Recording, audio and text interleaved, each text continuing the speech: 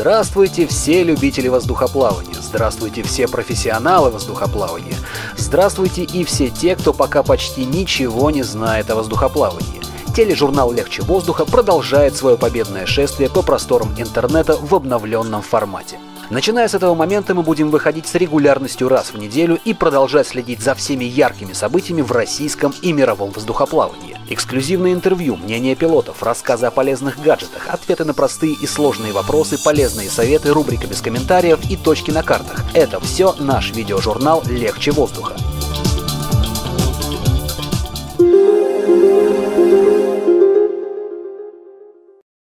15 января в городе Дмитров по уже сложившейся доброй традиции состоялась зимняя фиеста «Яблоки на снегу». Состоялась, так скажем, со второго захода, потому что 7 января из-за главенства над российской землей европейской зимы не было ни снега, ни полетной погоды. При видимости в тумане не более 50 метров ни один из серьезных пилотов не рискнет направить свой аэростат на линии электропередач, которые в тумане обычно появляются весьма внезапно. На традиционном месте сбора на общем брифинге пилотами было принято решение, что традиции отменять нельзя, надо просто ждать погоды. И вот фактически перед самым крещением погода была за нас. И снегу насыпало, и ветер был подходящим. Несмотря на будни и постновогодний день, яблоки образца 2014 года собрали более десятка аэростатов. В старте участвовали как представители клубов «Аэровальс», воздухоплаватели «Аэронавт», «Грин», «Аэронацион Тур», так и инди-пилоты. Погода на фиесте показала себя во всей красе. Яркое зимнее солнце на подъеме, холодная туманная облачность во время полета и легкий снежок на посадке. Необычным на этих яблоках было то, что все аэростаты взлетели вместе и продолжали полет большой дружной компанией вплоть до посадки. Пилоты решили устроить праздник не только случайным зевакам на поверхности планеты, но и своим командам сопровождения. Добраться до места посадки было легко всем. Так как у многих пилотов в корзинах были гости, то после посадки так называемым перворазникам было устроено символическое посвящение в воздухоплаватели. И как сказал во время полета по рации один из пилотов, офигенные в этом году яблочки.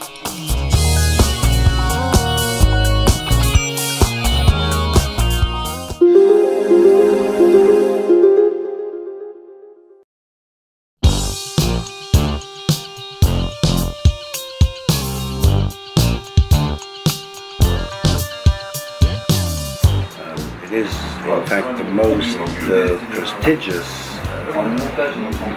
aviation event in the world, because it's the first. На самом деле это самое престижное авиационное событие в мире. Ну, просто потому что оно было первое, потому что оно старейшее, а потому что это была первая гонка, которая прошла в авиации. Мы счастливы, что это мероприятие продолжает проходить и всячески поддерживаем его. Я верю, что мы имеем большой успех в медиа, потому что информация о Кубке Гордона Беннета уже распространяется по всему миру. И это очень хорошо для авиации и особенно для воздухоплавания. Как я уже говорил, Кубок Гордона Беннета всегда проходит в стране, которая его выиграла ранее. В этом году мы во Франции. Французская команда побеждала 2 года подряд, поэтому это мероприятие проходит именно здесь. Выигравшая команда получает право проведения соревнований в своей стране спустя 2 года после победы. И это жесткое правило. Здесь нет открытого приема заявок о месте проведения чемпионата в следующий раз. Где пройдет очередное мероприятие, всегда определяет только выигравшая команда. Этот кубок переходящий, он отправляется в национальный аэроклуб и никогда не попадает лично к пилоту. Ну, потому что это скорее соревнования стран и национальных аэроклубов, нежели конкретных пилотов. Кубок хранится в течение года в аэроклубе страны-победительницы, потом снова возвращается нам и после новых соревнований передается следующему победителю. Но если какая-либо страна выигрывает кубок 3 раза подряд, то они могут оставить кубок себе, хотя при этом обязаны изготовить новый.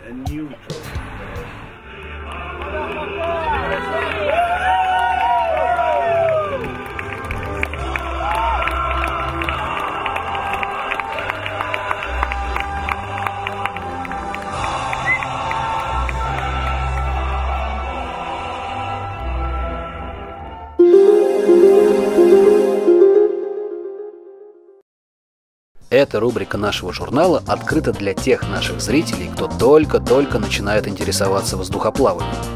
У любого человека, подошедшего к аэростату ближе 3 метров, всегда возникает стандартный набор вопросов, на которые пилоты отвечают постоянно. Чтобы разом ответить на все подобные вопросы, мы и придумали данную рубрику, а с ответами нам будет помогать пилот теплового аэростата Евгений Чубаров. Итак, первый часто задаваемый вопрос от пассажиров в корзине. А мы вернемся из полета к месту старта? В общем, да, на то же место старта возможно прилететь в определенном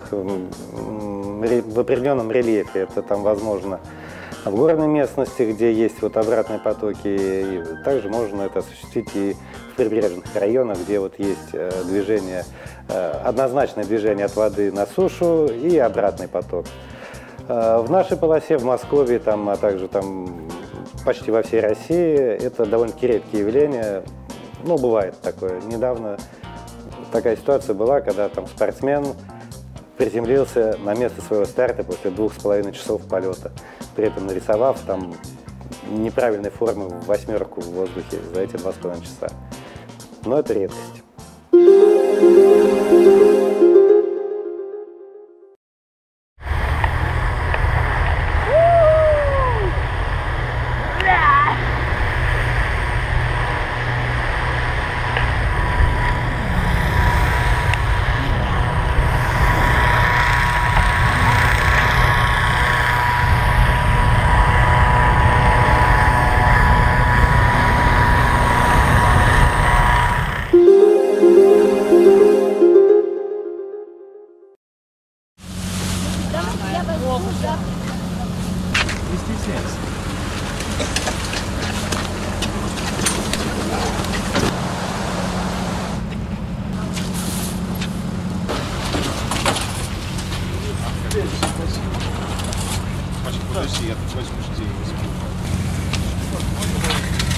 Я его так докатил как-то.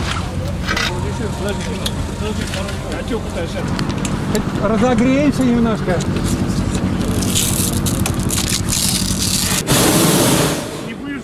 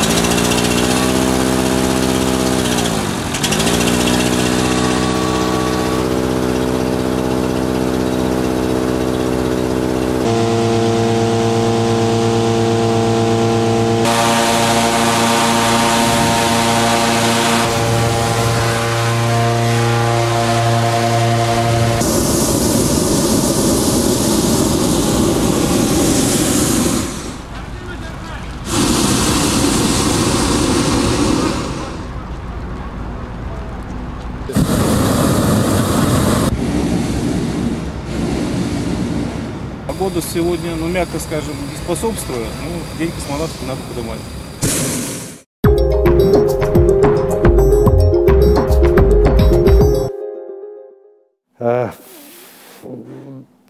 Можно лететь в космос на воздушном шаре?